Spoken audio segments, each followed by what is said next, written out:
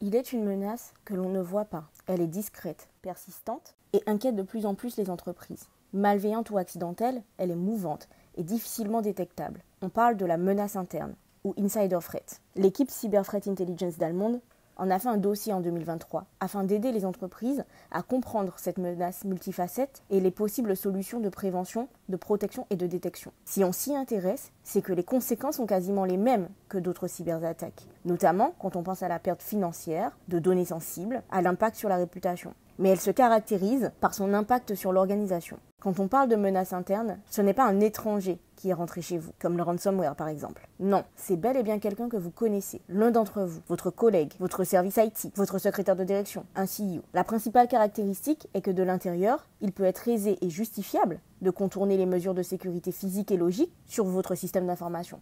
Comment alors différencier des actions légitimes de celles avec des motivations plus douteuses, voire illégales? Des exemples ont fait la une de l'actualité ces dernières années. On peut citer récemment Capgemini, en France, qui en a fait les frais. Un de leurs ingénieurs a été arrêté et est soupçonné d'être à l'origine de la tentative de compromission de l'entreprise. Celle-ci avait subi un ransomware en octobre 2023 qui de prime abord faisait penser aux actions d'un threat actor russophone. Néanmoins, après investigation, les autorités ont identifié un potentiel coupable émanant directement des murs de l'entreprise. On observe aussi des entreprises victimes de faux recrutements. Les candidats se présentent à des postes IT. Ils sont discrets et le processus de recrutement est respecté avec des références en bonne et due forme, aidées notamment par l'intelligence artificielle. Une fois recrutés, ils vont s'introduire dans le système d'information et conduire des actions malveillantes. Ils visent particulièrement les infrastructures critiques de toute taille et les fournisseurs IT afin d'obtenir le maximum d'informations sur les clients. Il est très important de prendre en compte cette menace dans le cadre de l'analyse de risque. RSSI, directeur risque, directeur stratégie. Il est essentiel de s'interroger des conséquences d'une potentielle attaque de la part d'un collaborateur ou d'un partenaire de confiance, qu'elle soit intentionnelle et malveillante ou accidentelle et négligente, et d'identifier les informations sensibles de votre patrimoine informationnel qui pourraient en être la cible, ou quel changement temporel ou organisationnel